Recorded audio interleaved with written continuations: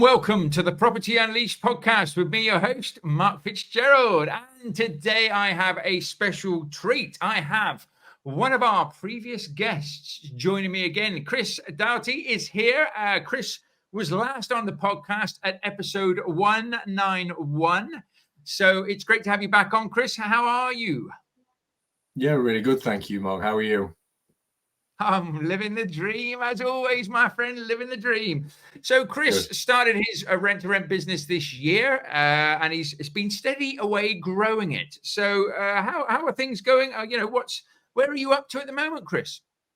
We've just taken on another 3 HMOs. That's with 17 units within it. So we're just on the road to filling that one up. It came with a small amount of tenants. There's some work to do in the properties, which we've agreed with the landlady. All the pricing structure and everything's been agreed, contracts signed, and we got the keys last Friday. Well done. Congratulations. Absolutely brilliant. So how many properties and rooms and stuff are you up to now? So with other people that aren't my own, I've got 4 HMOs in total, and that's a total of 22 rooms. And then I have some rentals of my own as well.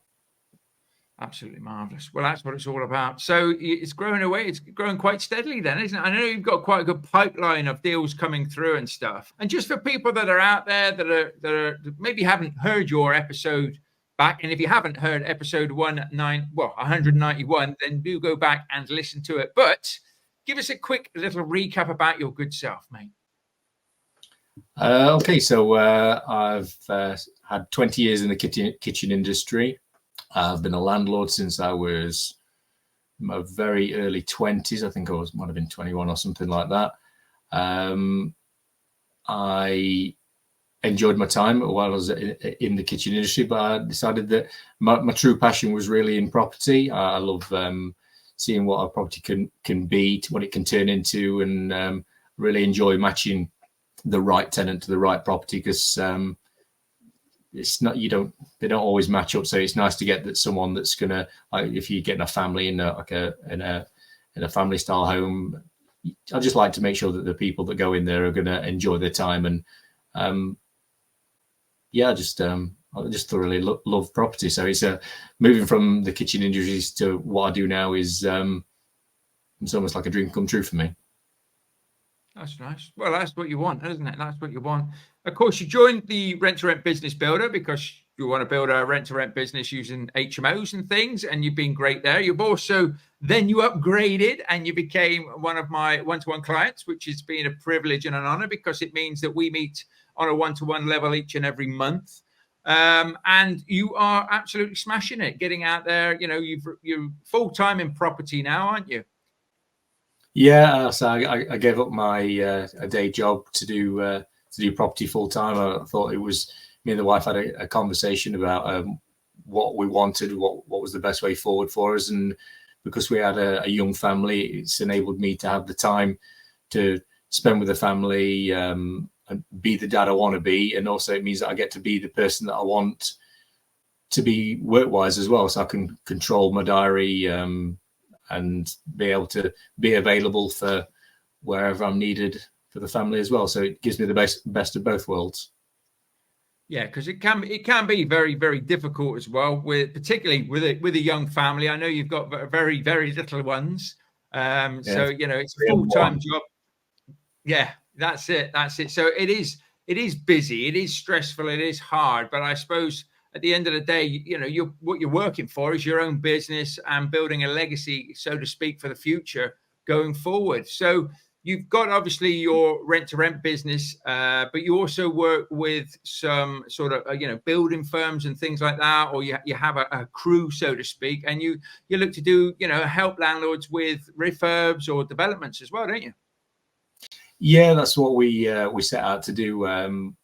When I decided this is what I was going to do, because of my background in the kitchen industry and from owning rental properties for a period of time, there's a lot of people that I know within the trades that I've used previously myself, and obviously they know how I work, the levels that we work at. So it's been quite good at being able to go to see a potential customer, a potential landlord, see what their problems are, what they want to achieve, where they want to be at, and know that we can achieve that and turn around a property that might not be necessarily making that much money or have empty rooms or even in like really poor condition, and we can go in, turn that around, and then start making that what the landlord wants to achieve come to fruition. So it's it's good having that team. So we've got our own clean team, our own maintenance team, and we can call on electricians, gas engineers, all matter of trades that are just available at our fingertips. So it's I'm not saying it's easy, but we've got we're not short of anybody. That always comes in handy at the end of the day. And I know one of the properties that you took on, so you took on a 4-bed HMO, and you saw the opportunity there. You saw that you could make it into a 5-bed, but obviously there can be a lot of expense in that. But of course, because of the people that you know, because of the teams that you know and everything, you spoke to the landlord and you negotiated basically putting a 5th room in one of the properties that you took on, didn't you? Yeah, we took it on as a 4. So the deal that we got in principle is we're providing the landlord a service just based on 4. But in the background, what we're doing is we're going to erect a conservatory. Obviously, we've got to sort all the ground level out first, because it needs digging out and putting all the right foundations down to make sure that it's secure, and we're hoping to have that done just before Christmas. Once we've done that, we're going to go upstairs. There's a room upstairs that we can change around. We're going to go in there, change that, turn that into a proper bedroom. We've had to move a few other rooms slightly as well, where we've had to change where an ensuite was and made that into a shared bathroom between 2 other bedrooms. And that conservatory downstairs, which will be around 12 meters squared, that'll give us enough shared accommodation space so we can then change it from a 4-bed HMO into a 5. Nice. And then the landlord's delighted with this, isn't it? Yeah, really pleased. We're making some good headway on that property. So we've had a few issues, like we've had a few roof leaks and stuff like that, and it's not all been plain sailing. Everything has challenges. If it was easy, everybody would be doing it. But I just like the fact that you're not afraid to go in there. You're not afraid to change these properties around. You're not afraid to work with the landlords. You're very transparent in what you do with the landlords. And I think that they really, really appreciate that.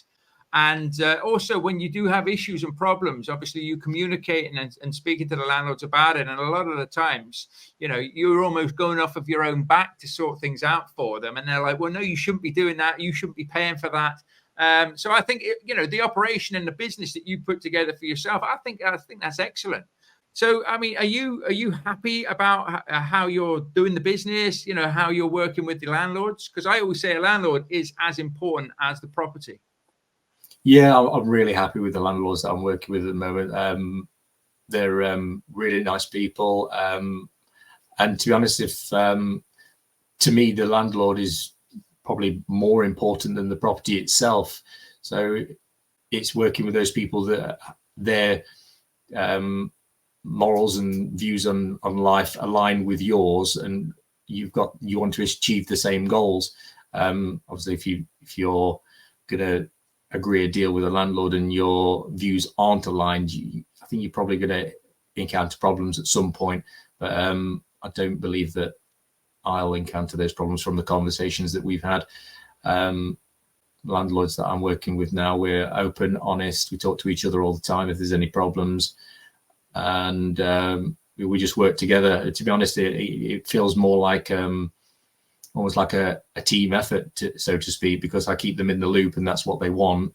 It doesn't feel like it's just me. It almost feels like it's like a togetherness between my company and landlord themselves. So it's great. I really like it, and the feedback that I get is nothing but positive.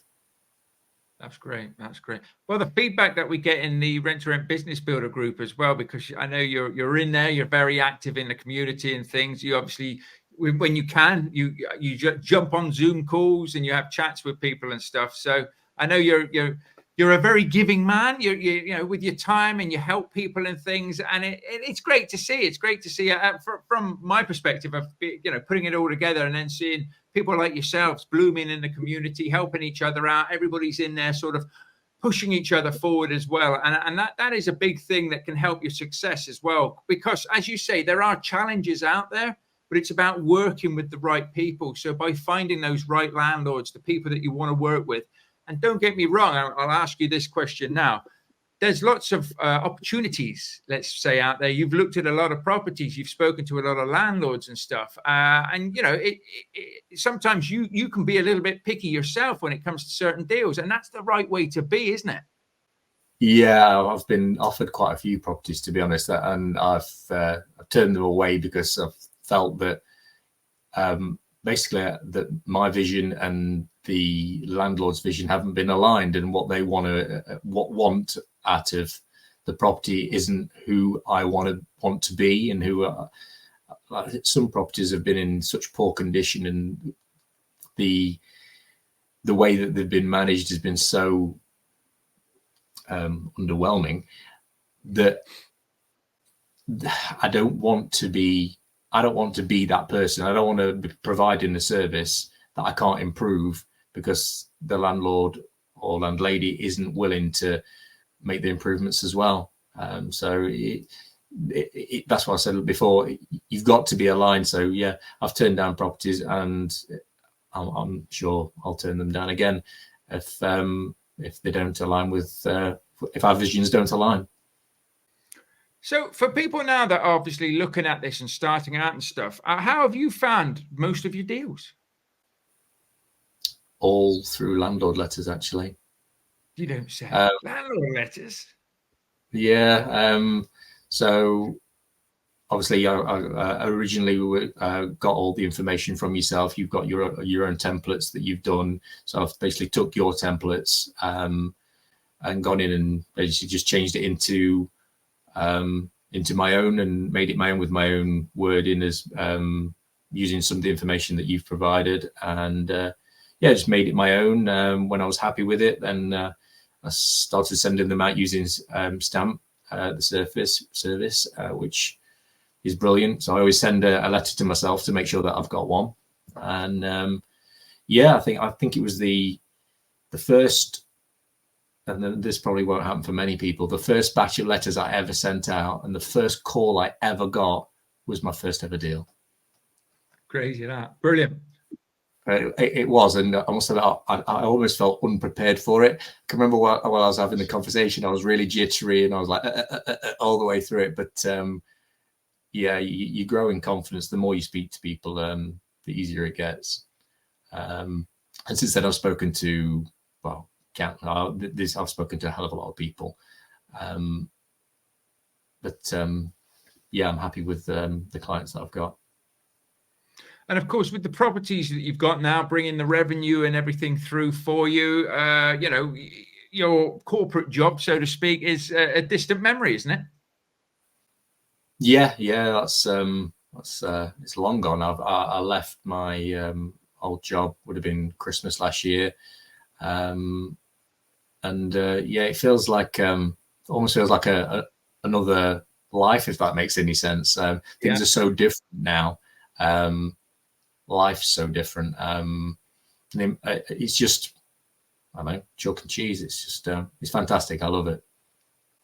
Have you found that you've grown as a person as well? You know, obviously investing in yourself, or continually, pushing yourself forward and things. Yeah, I definitely feel like I've improved as a person. I get to speak to a hell of a lot more people than I used to get to speak to. My old job, I was in the office a hell of a lot and surrounded by the same people all the time. You don't tend to meet that many new people, but now I'm out on the road, meeting people in person, obviously Zoom calls, over the phone.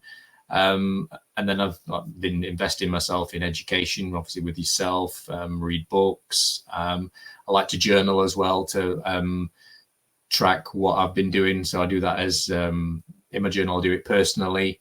I do a little section about what I'm thankful for as well, which is always quite good, because if you're feeling a little bit, you're not always going to have positive days all the time. So it's like I like to put something in there to try and highlight the things that are positive within my life. And then in there as well, I've got a separate section where I cover my business as well about what I've got to do, what I want to achieve that week. And then I've got another one where I put all my notes in about.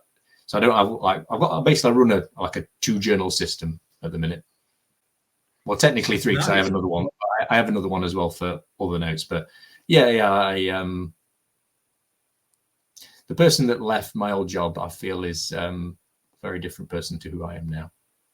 Which is good. That's the way it should be. We should always be looking to grow. We should always be looking to better ourselves. You've nearly got as many journals as me on the go. Yeah, I must admit. And yeah, I've even changed physically as well, because I'm 2 stone lighter than from when I left my job. Exercise regularly, we eat healthily. I think the whole family's changed because of what's going off. And I bet you now, if you got on the scales, it would be 2.5 stone now that you shaved off that moustache. Yeah, it was quite an epic moustache, but yeah, it's gone now. So proper porn star moustache, that, wasn't it? Magnum PI. Magnum PI, that's a better way of putting it. But no, it was a beauty, an absolute beauty. You should have seen last year's. Well, that's it. Well, it's good. It's good. You wear them well. You do wear them well. So you'll have to send. For the can assure you the wife doesn't agree. All right, fair enough. That's probably why it's gone now. It's done and dusted. But what I'll say is, send me a picture of you with the moustache, and I'll use it for the thumbnail for this. No way. Come on. Not a chance. Why not? I might. We'll see. I might have a screenshot anyway. Oh, that's just mean. No, I won't do that. Anyway, I'm only kidding. It's a good one, though. It's a good one. But no, it's nice to know that we are progressing. I always say, you've got to review. I review quite a lot.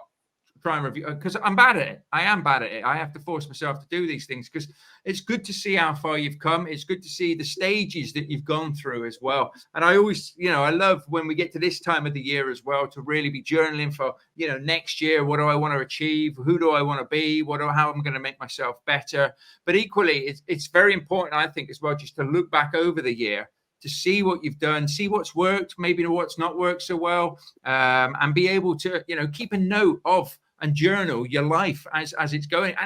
And the one thing that I love about it, and I never appreciate it until it was like a couple of years on, and you've got some journals to go back to. I keep my old journals now on my bookshelf, and I go back to them every now and again, and I read them, and you laugh. Sometimes I laugh out loud because of my goals, and I'm thinking, man, those goals are small, but those goals were everything to me when I first started. Do you know what I mean? So you'll have all that to look forward to as well.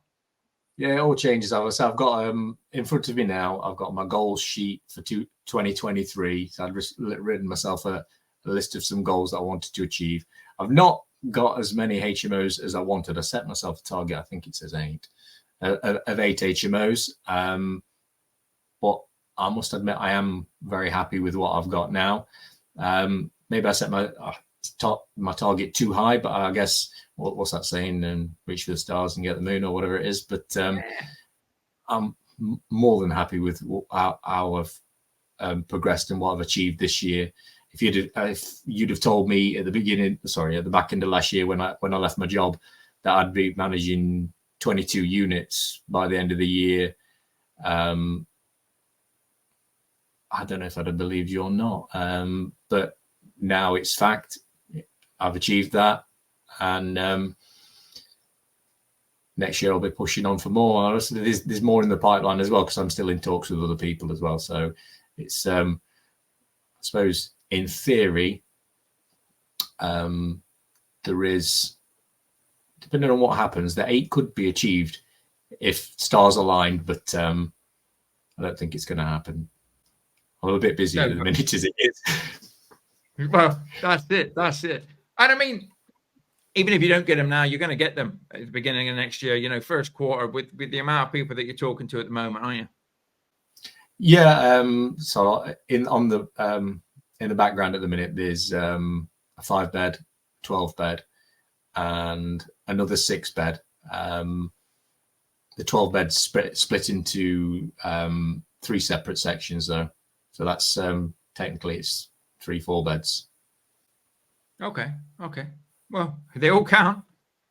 Yeah, it's in one building, but they've got different. It's like number 12A, B, and C. I think it's a separate council taxes for each one as well. So I suppose it's one building, but I think it's 3 separate units. But no, as long as it's profitable and you know it's something that you want to take care of and manage, then it's always worth doing. Yeah, I've run the numbers; they all add up. So we'll see how long it takes before we can get them nailed down. Good stuff. So I want to ask you, obviously you're working, you know, with me, so to speak, in my private mentoring, if you like, my one-to-one. I only work with a handful of people, or 2 handfuls actually. I only try and work with 10 people a year on a rolling basis. Some people stay, some people don't stay. But what made you want to, you know, you did the Rent-to-Rent Business Builder, which gives you basically the solid foundations to go out there and start your business, but you wanted to take it to the next level. And work and meet me each and every month to, you know, work on your property business. But what made you want to do that? What made me want to do it was, I think it was the thought of obviously I'd left my job, and I thought to myself, if I'm going to do something, I'm going to do it properly. So I thought I'm just going to throw myself into this 100%. So I thought, I knew that you did offer that. I thought, why not? Let's do it. Let's get stuck in. And it's really helpful. Obviously, I mean, we don't necessarily need to talk every month. There's flexibility, and when we do speak, isn't there? So it's not like we talk every month on the same day. So it's like I can choose to speak to you when it's convenient for me, and that's what I need is when you've got questions that you need answers to and you want to talk things through, like deals and how to structure them, or any question really, because obviously you've been doing it a lot longer than I have. Yeah, I've found it invaluable along the journey. Oh, that's good then. That's brilliant. And it is all about basically, you know, I can say, well, we need to do this. We need to meet each month, but it's not. That's why I let you guys book the calls in yourself, schedule them in as and when you need them, because you might need 2 in a month or something. You know, if there's something that you need to do. So I'm glad that works out for you all, because I know from myself when I have coaching and things, sometimes, you know, in property particularly, not a lot happens. You know, when you're trying to get out there and you're trying to get the deals, and once you're getting things set up, or on your behalf, you're very, very busy. Yeah, I am very busy, to be honest. And obviously, if I've got any questions that I want answering, I don't want it answering like sort of now. I'll bob it in the Facebook group and tag you in it, and you'll get back to me and answer my question. And then a load of other people are in there as well, because there's people in there that are doing better than me and got more properties and doing really well. I can think of one guy that's doing fantastic at the minute, who I talk to on occasion. So there's a lot of people doing very well, and we've all got our own stories, or all our own information, things that we've found out, and we're all pulling each other along, aren't we, really? Yeah, definitely. And I say it all the time, but maybe you should say, there's a lot of landlords out there right here, right now, that need our help, isn't there? When I look at how, obviously not all agents are made the same, but how some agents perform and how they manage properties, I think they just make our lives very easy, because they just can't do what we can do. They can't provide that service, not that personal touch, not that I do anyway. I'll speak for myself. I know what I can do, and I know that I provide a very personal service, so the landlord gets communication constantly. They know what's happening. They're up to date all the time. when I go around and repair anything, I'll do them a little video and a few pictures, tell them do them before and after, send them across. Obviously, if they didn't want it, I wouldn't send it. But they just make it easy. I'll give you an example. There was an agent that I took their custom away from them earlier this year, and you have emergency lights within the property, don't you? Mm-hmm. And so I went in and I thought, well, I'll get these tested while I'm here. So I went in, flicked the switch to test them. Emergency lights don't come on. I was thinking, what's going off here? Thinking, is it not wired up right? Is there something wrong here? Is there a problem? Anyway, it turns out, yeah, there was a problem. So I thought, I'll replace one. So I spoke to maintenance, came out, replaced me one. Light comes on straight away. So I thought, oh, okay. So I replaced all the others, and they all came on straight away.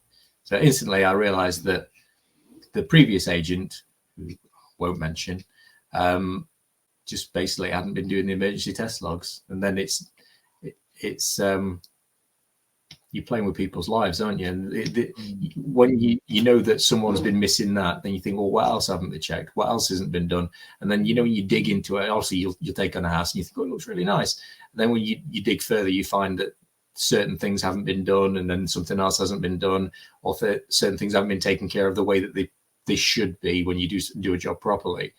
So yeah, there's an array of things that I think get missed because I think they just take on too many. Maybe some agents grow too big.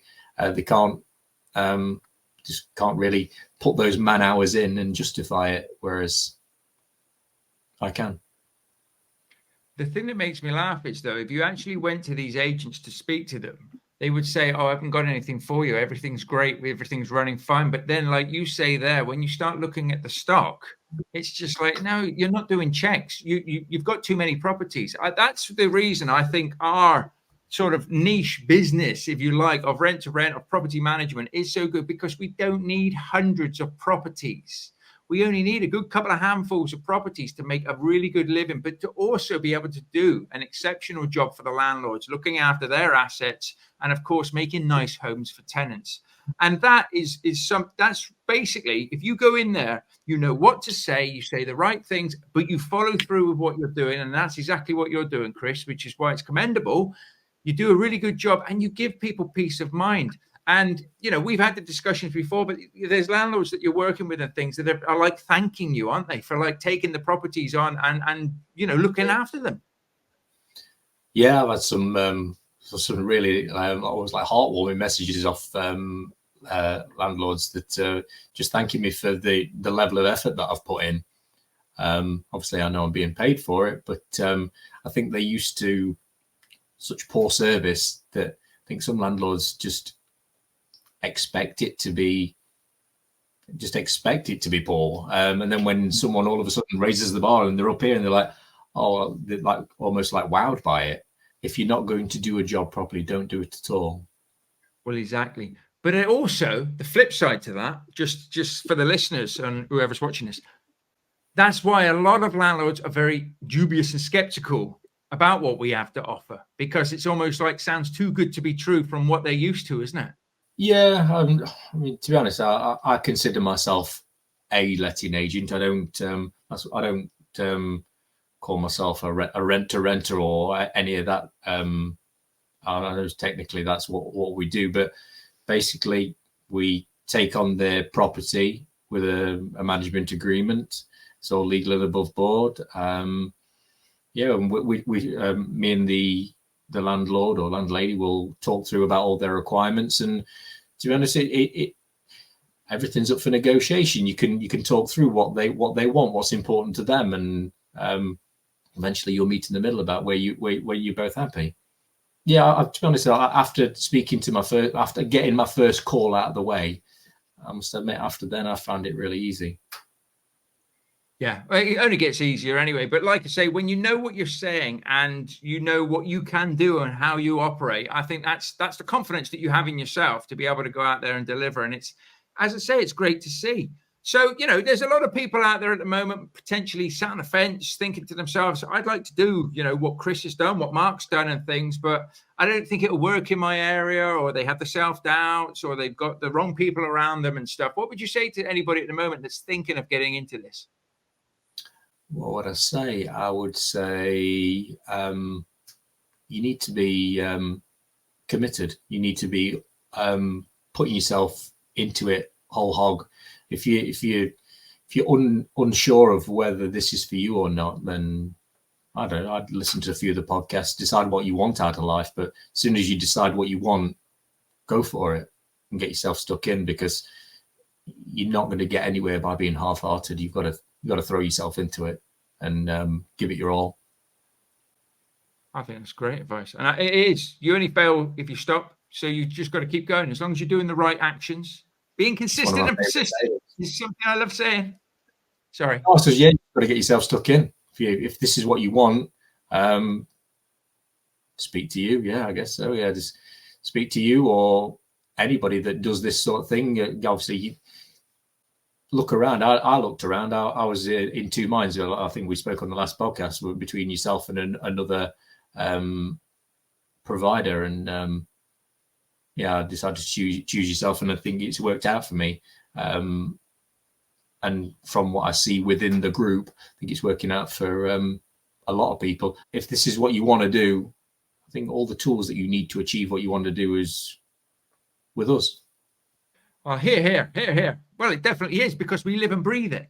That's the thing. We are constantly in it. We are living and breathing this. And again, like you say, the group, there are so many people now that have got deals that it's great to be able to, tap into people that are a few deals ahead of you or a few deals behind you and be able to help people and stuff. And that's why I love the group coaching sessions as well, where, we all share. I must admit, that's one of the things that I really enjoy, is being able to talk to like-minded people that are interested in property, that are interested in shared accommodation or and the things that we're doing, because obviously in my life I've got friends, and the friends that I've got, none of them are really into property, not like I am. So like when I'm like going boring them senseless about property and they're yawning, I'm thinking, you're not my audience. So I thoroughly enjoy it. So I have met a few of the guys on here, and we've had a chat about property, and it's it is just nice to be able to compare stories and give each other advice on how to go forward, and take the advice as well, because there's a lot of like WhatsApp groups as well where we will talk as well on there. Well, I do with quite a few people on the groups. So I love it. Brilliant. And that's what I like about it all. You're all looking after each other. You're all supporting each other. I'm here to help and support you as well. And it's great to get you back on the podcast as well and see that you're smashing it. And this is one of the things I love, because not only it inspires me, and it does inspire me to know that you're getting out there, you're doing a great job, you're doing a good service for people. And maybe I've had a little percentage, in helping you. And I always say, I'm a very competitive. I've said this to you at the beginning. I am a very competitive person. I like to see people achieving their results. If you're achieving your results, I win, and I don't like to lose. So it's great to be able to see that, but great also to be able to see it done in the right manner. So done in a manner that you're happy with what you're doing. You're working with people that you're happy with, and you're building that business. So no, it's brilliant. Absolutely brilliant to see. So I was going to ask you a few questions, but you said before, I am going to ask you. So I know you're really, really busy at the moment and you don't listen to podcasts, so I won't bother asking you if you listen to the Property Unleashed, which you said you didn't. So that's just dead handy, that is, isn't it? I do listen to it, but I haven't listened to it for about 7 weeks, so I've got a lot of catching up to do. All right, fair enough. Well, you don't need to anyway, because you talk to me more anyway, don't you? So you get the real thing. You don't have to listen to the segments, but I bet you listen to this one. I didn't listen to the last one back. Did you not? A lot of my friends listened to it, but I listened to it a bit, and I thought, my voice don't sound like that. It does. I know it does. So but no, a lot of my friends listened to it. I had a lot of nice feedback. It was really nice, actually. So brilliant. I enjoyed it. That's good. So I'm gonna put a different spin on some of these questions, but I am gonna ask you them anyway. So if you could give out a good piece of advice right here, right now to the listeners, what would you give them? I would say set your stall out and prepare yourself. If you want to do this, really set yourself up to do it. Get all of the right tools that you need. So that would be your training, reading your books, surfing the internet for information, because there's a wealth of information that you can get out there for free if before you take the plunge and get in some training. I've done that. Join Audible, listen to some books on there. Same with Spotify, get yourself on there. There's loads of stuff on there that you can listen to, educate yourself. And then when you know finally what you want, go for it. Go for it. Love it. Love it. Go for it. Just do it. Just do it. I've asked you this one, but I'm going to ask you this again. If you could sit down and have dinner with 3 people, dead or alive, who would you sit down and have dinner with? Oh, who did I say last time? Can you remember? I haven't listened to it. But you listen to the podcast. Who would I live to? I don't know. Napoleon. Okay. I bet you didn't say that last time. I don't think anybody said Napoleon Hill or Napoleon. Napoleon Bonaparte. Okay. Yeah. Okay. Yeah, definitely. Not that one. Yeah. So I think he'd be an interesting conversation with him. Dead or alive, so obviously he's dead. Who else? Last time I said the current football manager of Nottingham Forest, but he's already been sacked about 20 times by now. Yeah, no, it's still the same guy, but is it? Who else would I choose? Probably be my mum again, actually. It'd be nice to have a chat with her. And who else?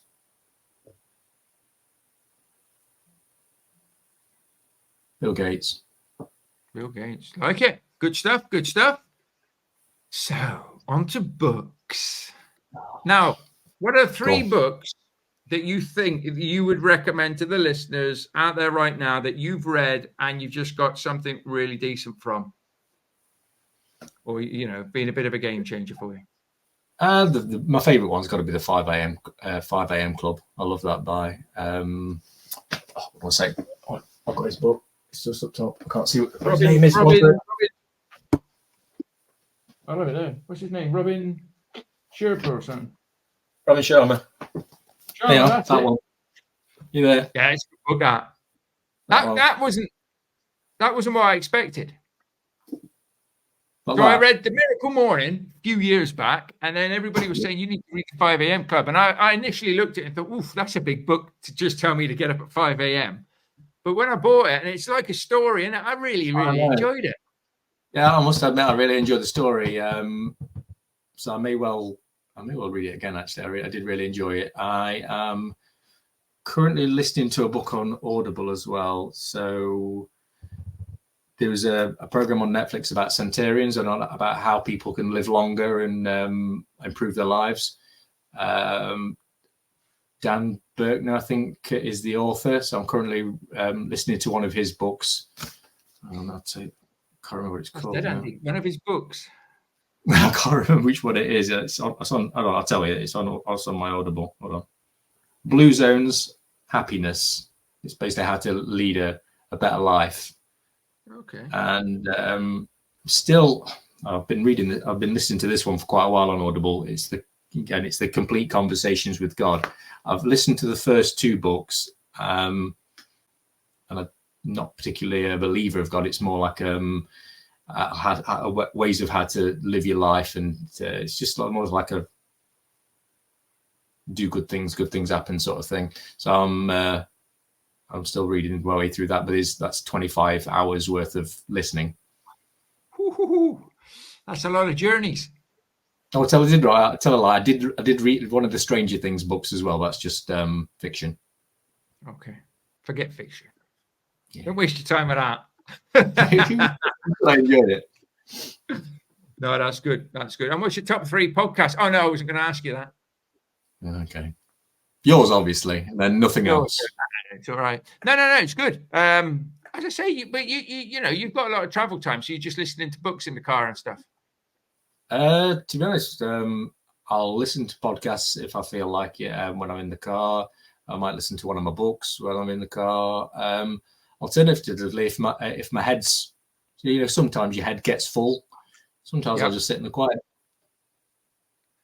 Yeah, I have to say, sometimes when I have a walk, I'm either listening to a podcast or a book or something, but sometimes it's nice just to not listen to anything and just let your thoughts go past you, because I think sometimes we can get a bit too bogged down with it all, of trying to always input, and you just don't give yourself enough. Well, I don't give myself enough headspace just to chill out. So I think I find that doing the journaling helps me more than anything. You know how you say sometimes your head gets full about it. You've got all these, you're juggling all these different balls, so to speak. I feel sometimes when I've written down everything that's in my head on pages and I close the book, it comes out of my head.